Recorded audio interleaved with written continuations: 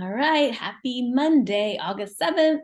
Today is our Luminary Love Leaders call, and I'm excited to share today. We're going to just focus today on what is the Lion's Gate and the gene key that we're moving through this week. I'll share with you what we're going to move through next, but the whole focus of this time together is going to be on Lion's Gate because so much of the spiritual community puts a lot of energy into the Lion's Gate. So I wanted to go kind of into the history of that and share a little bit about that with you. And then I've been contemplating it for the last week or so, and a lot of things have come up that I want to share. So yeah, let's get started. Okay.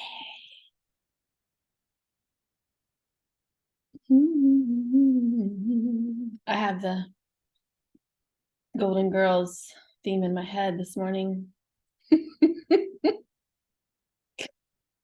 Okay. August 7th. Okay, so let's just dive in first to the astrological chart today, because a lot of people, when they're talking about Lion's Gate, they connect it with 8-8, and we all love angel numbers, so we get excited about any kind of angel numbers like this. 8 has also been used as a symbol for infinity and abundance, so clearly we can see where 8 would be used as some sort of a offerings for abundance and intentions towards abundance. So we can see that easily in why people would use 8-8 as that. Astrologically, 8-8, this August 8th date as this portal, was connected to the Nile River back in the days of the Egyptians, because around this time they would have ceremony to pray for the Nile to flood, because when the Nile flooded, clearly it meant good harvest. Okay. This season that they would watch Sirius, when Sirius would move with the sun, was really a period of time, not just like one date, but it was a period of summer and abundance and harvest. Okay. And so when we look at the map of today, we can see Sirius is at 17 degrees. Sirius is a fixed star. Okay, so the planets move. Sirius is a fixed star. And Sirius here then is at 17 degrees of Gemini. So if we look and you study the Lion's Gate, which wouldn't have been called that, I don't think, but it would have been this time of harvest, this time of abundance, this time of praying for the waters to rise and to bless the land, to nourish the land. It would have been, like maybe a month-long period. Right now, we look at it as maybe it begins a little bit in the beginning of June, as the sun moves into the energy of Gemini, and then maybe goes through this period as well, if we're looking at a time of harvest. So that's what we can look at. But on the actual day of 8-8, the sun is actually, because this is the day's date, August 8th, the sun is still in Cancer. And there's no one, major portal alignment with Sirius that happens on this day. So I just wanted to share that to begin with, so we can start to be in the energy of what this means. I believe it is so important to use discernment in this time of awakening or remembering, to know where we're putting our energy, where we are focusing our energy. And what I really was called to talk about this week was this intention that we put into things, because there's a lot of money that circulates in Lion's Gate events, Lion's Gate portal seminars, Lion's Gate retreats. And so a lot of people are making a lot of money off of Lion's Gate. But do we understand the true intention? Are people just using that as a way of manipulating people because they're basing it on people's fears? Clearly, the greatest fear in humanity is the fear of lack, is the fear of poverty, or failure. not having enough, not surviving. And all is based on our ancestors' fear of not surviving and money being related to food. So clearly abundance in the time of the Egyptians, we can see where that would be related to praying for the waters and praying for the earth. So I want us to get down to like the root of what could be a deeper meaning right now,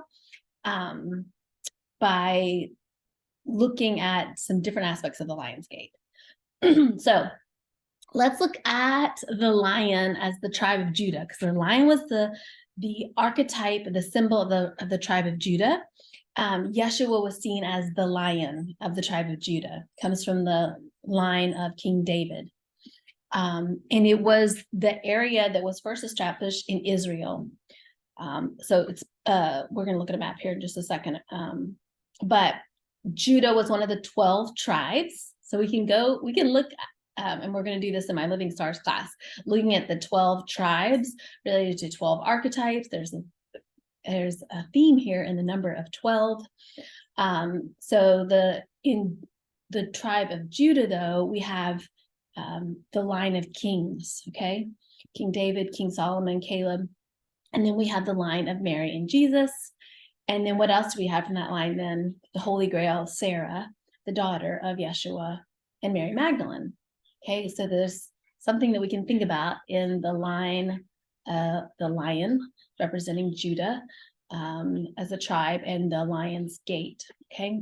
In Hebrew, Judah also means praise, okay?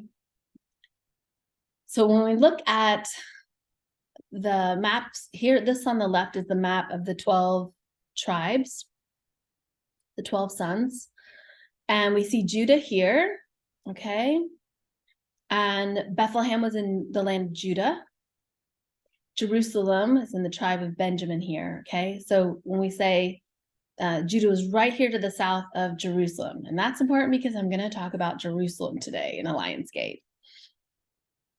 Okay, and then we can see it today. What do we have? We have Israel, Jordan, Lebanon, Syria, Iraq, Saudi Arabia here, in Egypt, Cairo, Alexandria. We have this whole area, and how many wars have been fought over this area, this holy land.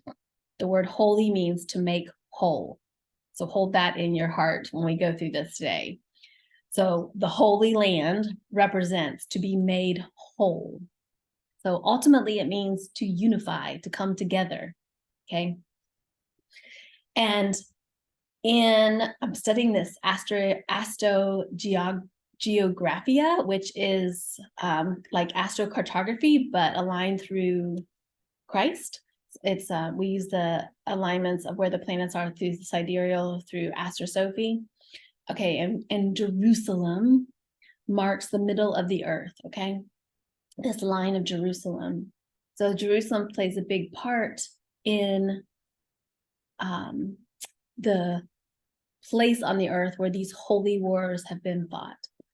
The actual spot on the earth where Yeshua was born and performed most of his miracles and did most of his ministry. Of course, we know that he traveled to Egypt and to India, and but let's look today mostly at Jerusalem. So here's a map. You can kind of return to that, and let's see here. Okay.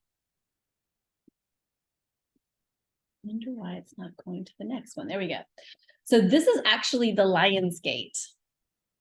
There's an actual Lion's Gate, and I am so curious to see how many people that go to Lion's Gate sound baths and retreats and all these kind of things know about the actual physical Lion's Gate on the earth.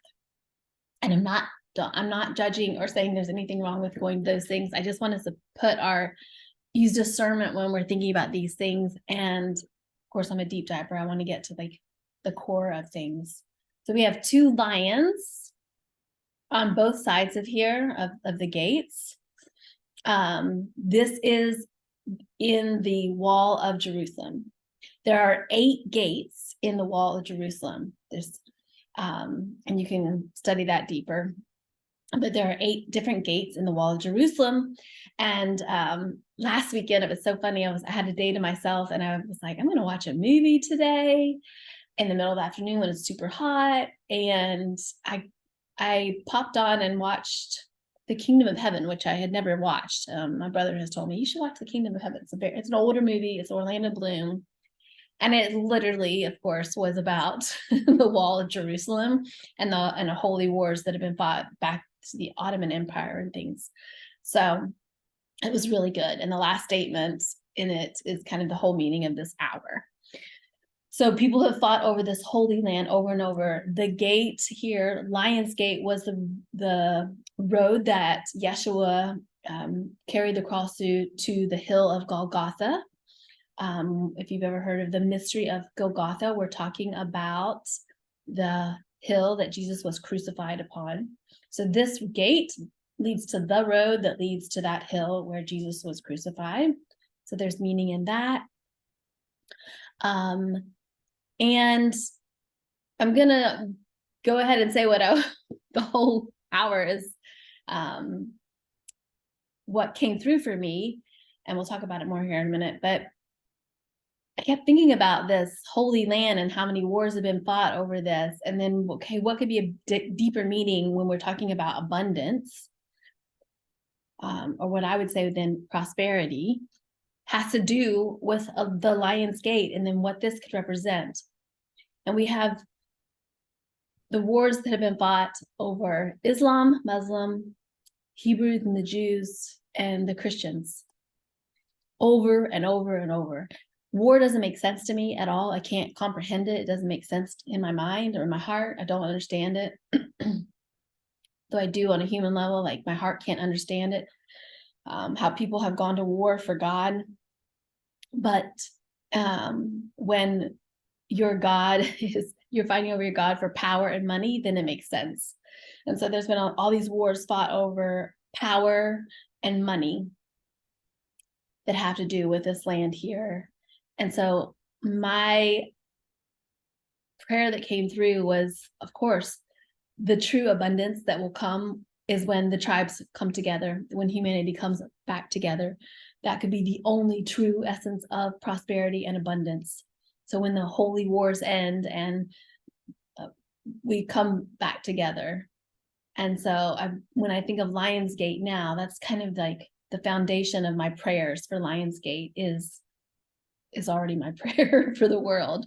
But now I can connect that deeper with Lion's Gate as well, because that will be my meaning when this season comes around every year, is to pray even more for the unification of humanity and for the healing between these religions that have fought so many unnecessary wars. So I'm curious, as you think about the Lion's Gate, what comes through for you? It's also interesting that there are 8 gates around Jerusalem, and you'll see at the end of the movie, Orlando Bloom, he's fighting the Ottoman Empire. He's and then the Muslims and the Christians are fighting for Jerusalem in this war.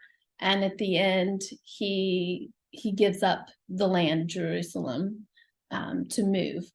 And his saying at the very end is, the kingdom of heaven is within. You didn't lose the kingdom of heaven. You're fighting over this land, thinking the kingdom of heaven is here, when the kingdom of heaven is within us.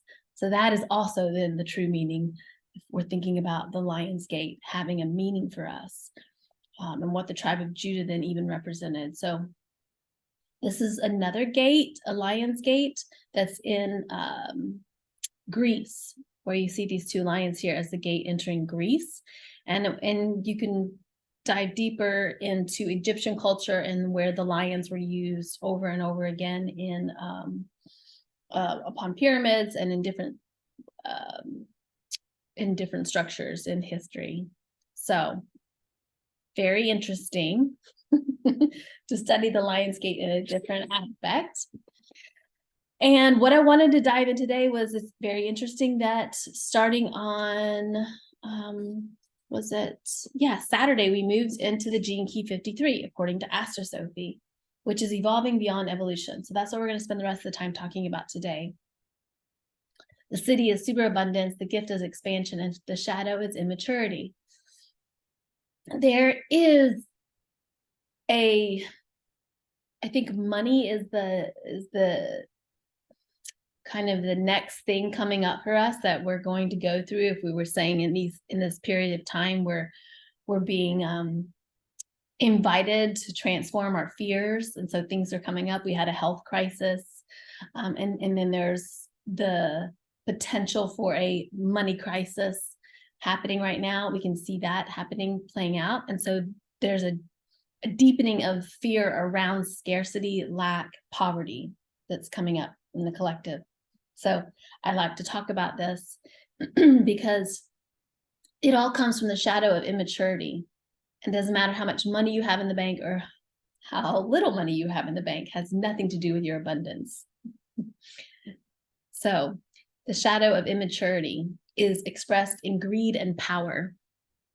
Okay, so we have, unfortunately, a lot of spiritual teachers that are using the fear of lack and poverty to manipulate and gain sales. And I encourage us to shift from using the word wealth to using the word prosperity, because it holds a different frequency. And if you're in my field, I talk about this a lot, but I know that even as a teacher aspect, it's coming from a place possibly of wanting to help people out of their blocks with money and things like that. But we're going to go way deeper than money today, because we're going to imagine that there is no longer the currency of money on the planet. And how would we be relating to ourselves in the frequency of abundance then? Okay, so immaturity is expressed in greed and power. And so we can know this within ourselves if we are wanting more things, that we think more things will make us happier, or if we're judging ourselves based on the growth of our business. So when in most businesses, what's seen as successful is to continue to grow, to rise up the ladder and have exponential growth. But ultimately, that model fails because it crumbles. We see every like Rome crumbled. Even we see this in the world expressed. We get to a certain level and it all falls apart because we're not expressing the frequency of unity and prosperity, that what I use my energy on serves the highest good. So at the shadow level, you need more things to feel happy, to feel worthy, to feel good enough. And even in your business is wanting more expansion in the way of accumulating more. Okay. It also comes from a place of wanting more power, and all of it comes from a shadow of not knowing who you are and being afraid of not having enough, not being worthy. Okay. Fear of missing out. We see this a lot. And so I've had this come up with my clients in readings so often lately, like women who are judging themselves for not having 10K months, comparing themselves to people on social media, and even their own mentors or teachers, thinking there's something wrong with them because they're not having the same financial outcomes as other people. And that is not of God. And it really comes from a place of fear and unworthiness. And it's not our truth. So if you're comparing yourself to other people and thinking, why isn't my business bringing in as much wealth as another business? Or why am I still struggling? I want you to really think and put yourself into this gene key this week. Wealth versus prosperity is that we put service before survival. When the frequency of businesses on earth shift from exponential growth and wanting more expansion in the way of greed, and instead put service first, that's when we see the new earth being born. When service becomes before survival and greed, then we see a major shift happening. So first of all, invite yourself into thinking about your own business. And is your business serving the whole? Does your business support the earth in a good way? Does your business have a nice give back program? How is your business serving prosperity? How is your business serving the collective in a good way? Okay. We see that growth is praised as success and money is praised as success. And when we teach that narrative, it is ingrained in us from youth. It's in the school systems, it's flooded in Hollywood and in social media, and it's all around us, that's what we see as successful.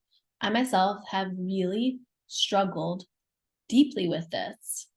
And when it comes down to it, when I am sitting in prayer with God and I address these things with myself and God, I see nothing but prosperity. I see myself as nothing but prosperous. And I only see, then I can see that it's only my reflection in somebody else where I see myself as lacking. And this is the big point I want to make in this. It doesn't matter how much money you have, it's who you see yourself in the eyes of God. Are you living your life in service? Because that's the highest gift of prosperity. And maybe you don't have a lot of things, and maybe you haven't made the 10K months or whatever, but that has nothing to do with your success, your worth, your value. And ultimately, I would like to say that probably a lot of the people that are serving the highest good right now might not have the largest bank accounts. I know a lot of people on the earth who are serving the divine, they are serving humanity, they love life, they honor the earth, they grow their own food, and they might not have all the fancy things, but they are so prosperous and so peaceful and so joyful. They're not striving outside of themselves for more and more and more. They're surrendered. I am deeply in love with Francis of Assisi.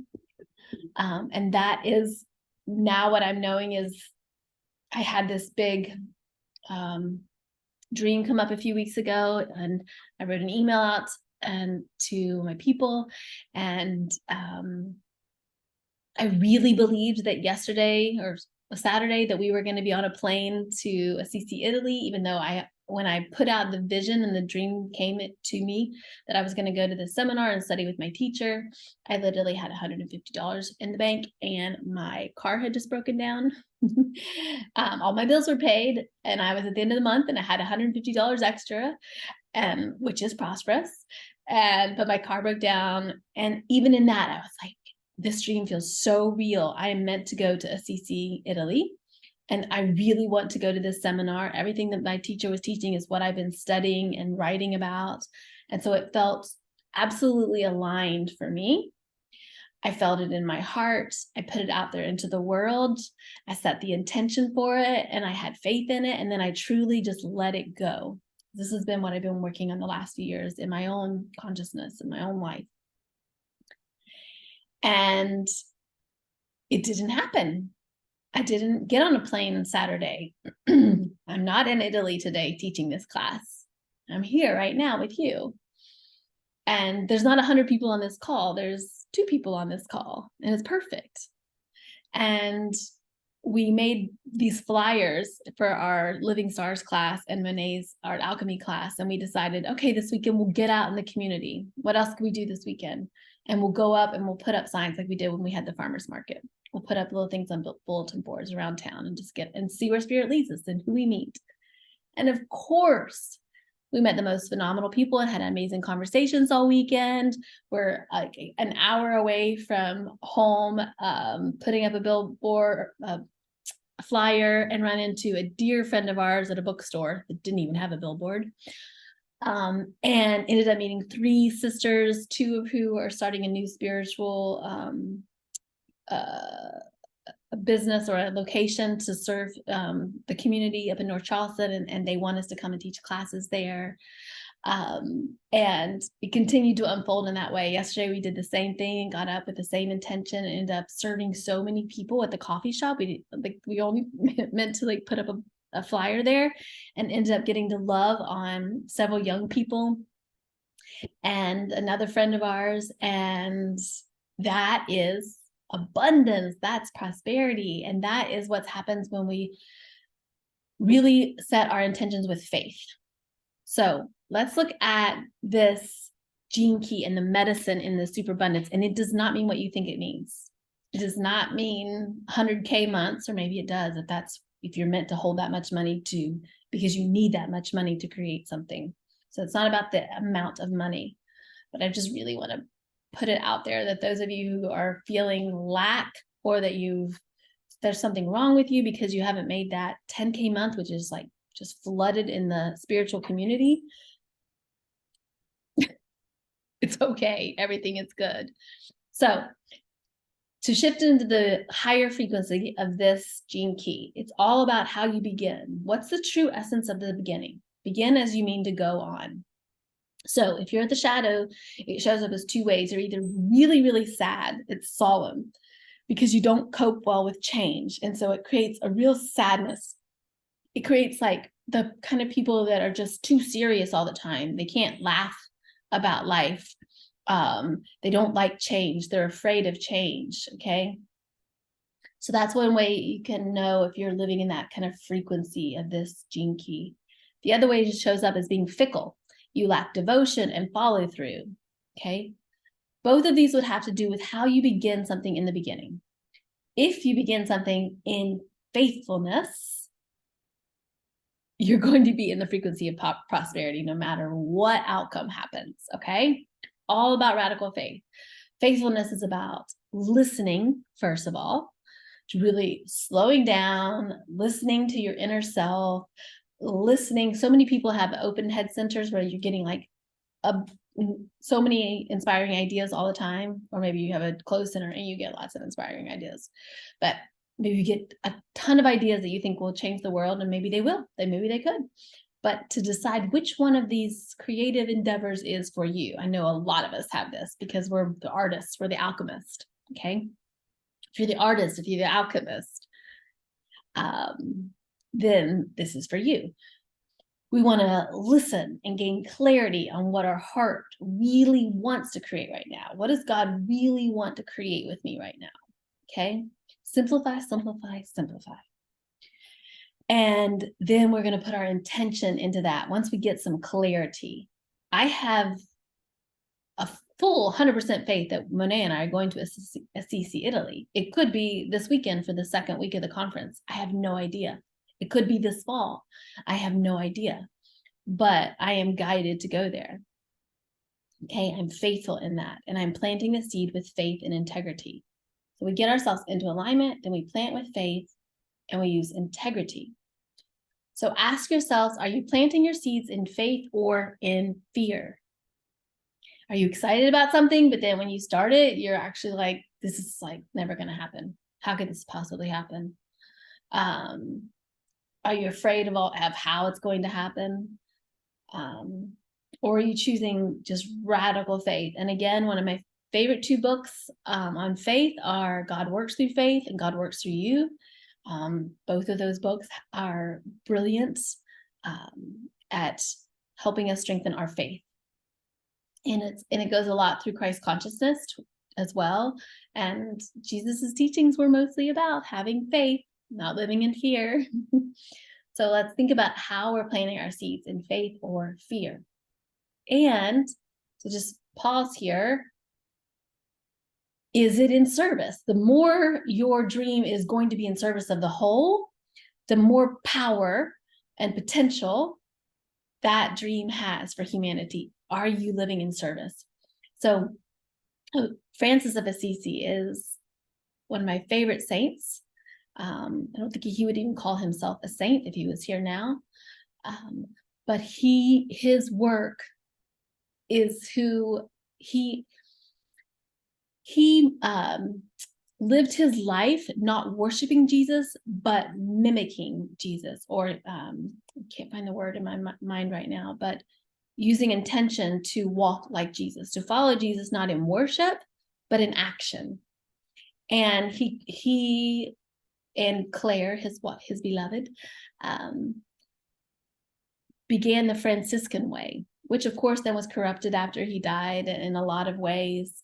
But if you're interested in studying Francis of Assisi, who just carries my heart for service in the world, and he really truly did follow Jesus's way, and it was the way of poverty, but not in the way that you might think, but it was in the way of service.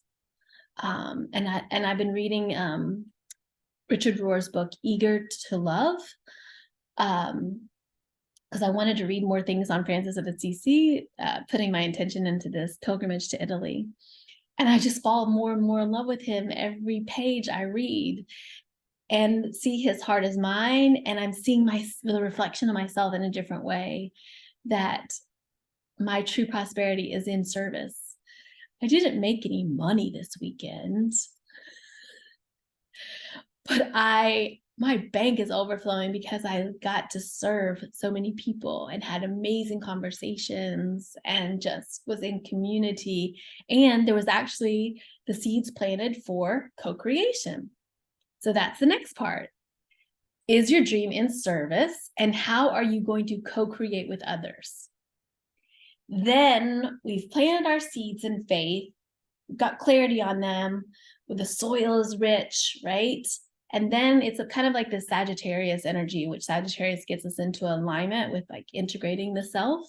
And then where are we setting our intention? Is our arrow straight into true? Or are we shooting bent arrows into the wind? So unless you have that first part happening, unless you the true essence of the beginning of this is in faith and service and love, you're probably shooting bent arrows into the wind, and you're exerting a lot of energy and nothing's happening. So that could also be why you're not receiving the resources that you desire to serve the next part. Okay, so when we are in alignment, we've set our intention, I know fully that the resources show up because when you're co-creating with God, God is full abundance. Abundance is our birthright. So the resources show up for that. I knew that if it was meant for me to be in Italy on Sunday, that all those resources would show up. It was going to be easy. It would have been so easy for God so many people to sign up for my class or to book a reading or to anything. It would have been so easy for God to do that. And I knew that. So I knew that if the resources didn't come in, that wasn't in alignment for me. So I got to be joyful in my disappointment. Sure, I'm a human, and I had a moment of disappointment Sunday morning, but it lasted about 2 or 3 minutes.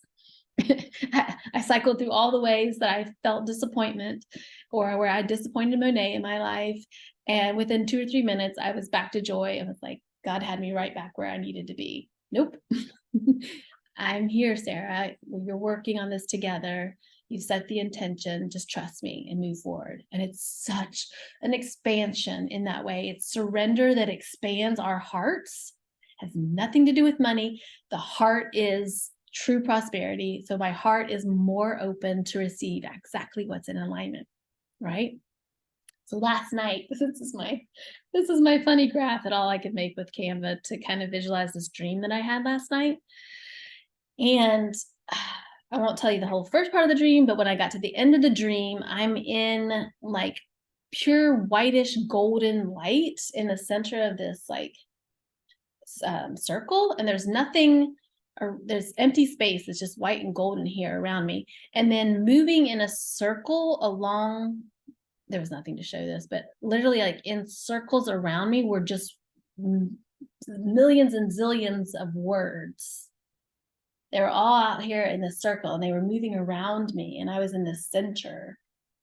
Felt like I was in the center with God, and God was saying, all right, let's pick the words and create. Let's go. And when I was creating this today, I wanted to share this vision with you because it felt to me like what it feels like when I really invite God to create through me. Is like the soil is just ripe and ready for us, and we just pull the words out here. What are we creating? What are we creating? And we set our intentions in that, and that's where this true expansion happens. And that was kind of the vision that God gave me last night, and I wanted to share with you. And I've learned over and over that expansion actually equals simplicity. My life's work is a gene key of simplicity. So it is actually a lot of my practice in this world to do my best to simplify things. And the law of simplicity is about being in harmony with nature. Okay. Everything comes before sources what is to come. It's a law of cause and effect. Nature is fully abundant. Okay. We can talk about climate crisis all we want, but it's not a climate crisis, it's humanity crisis. And I am a water protector. I am here to protect the water and the earth. And I also know that nature will take care of herself. It's humanity that has to change. And even if the worst case scenario happens, God will recreate. You know, we could have dinosaurs again. If God wanted to create dinosaurs on the earth, that was a plan. Like, it would just happen. We put ourselves in too much of a power and ego trip as humans. And so what's happening with the earth is yes, I believe Mother Earth is deeply saddened because we're not in relationship with her. It's like a lover or a mother, or when you're disconnected in a relationship, whether you're disconnected for your partner or your child or your own mother or father. I think that's more of this weeping that we feel from the mother. So she's calling to us and saying, I have everything you need right here. Your prosperity is right here with me. Okay. So when you're living in faith, expansion is all you know. Nature only knows expansion. It's cause and effect. It retracts and expands. That's what happens. And we are in that energy ourselves. So when we are in the frequency of expansion and superabundance, we're surrendered to the times where we contract and expand. We contract, expand. It's not all like growth, growth, growth, growth, growth, growth, growth. That doesn't serve the highest good. It just doesn't. It's going to crumble. We need a different way. And that way is co-creation with each other. I happened to run into at the coffee shop when a friend of mine that I've met through Ecstatic Dance, and he's a younger man, and he does digital video editing and things. And we've had conversations before. He opened up and shared his heart with me about some things. And there is now going to be co-creation. I've been wanting to add videography, and I'm learning videography, which I can still learn videography. But he knows videography and editing, and he's wanting to do this. So we're going to co-create. So my photography business will expand in co-creation.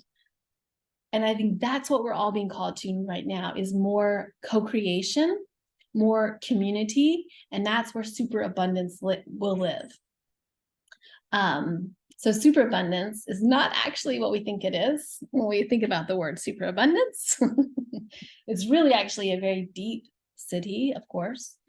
It's about a complete ego death and letting go of our need to be in control, our need for power and abundance and more. It's not the true essence of superabundance. Superabundance is when you are living fully from your heart, period. When you're somebody that is heart-led, which is God-led, Christ-led. Cancer is a season of holding the inner world of Christ, because it's the rib cage that holds the breath of God, the heart of Christ within us. We are moving into the season of Leo, which is the heart of God. When the inner world takes care of itself, then the outer world will take care of itself. Or when the inner world is in order, the outer world will take care of itself. So we do have this. There's a different meaning that's come up for me when I'm thinking about Lionsgate now. As we move from Cancer to Leo, there is an expansion of the heart, but only if we're living from the heart and from a place of service. Not from I mean, you get online today and look up Lionsgate, everything you see is some sort of a class on some portal of superabundance and manifesting wealth. That's the shadow frequency of greed and power. If things are falling away from you, they're not here to serve your highest good. if that's the prayer that you're praying. And I will continue to pray that until my last breath on earth. God, things that are meant to fall away that don't serve my highest good, and my highest good serves the highest good of all, let them fall away. And then I'll trust you in that. I'll know that if a friendship walks away from me right now, I'm going to send them love, and I'm going to know that that's going to serve my highest good. Or if a job doesn't come through, or a trip that I'm dreaming about doesn't come through, or I don't have 100 signups for the thing that I'm doing, going to keep doing it.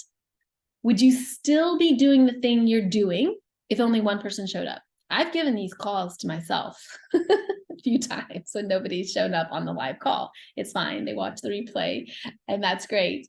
But even so, like, would I keep doing what I'm doing if I did a course and only one person signed up for it? 100%. I should quit if I'm not. I quit tomorrow if you're upset about that. Okay?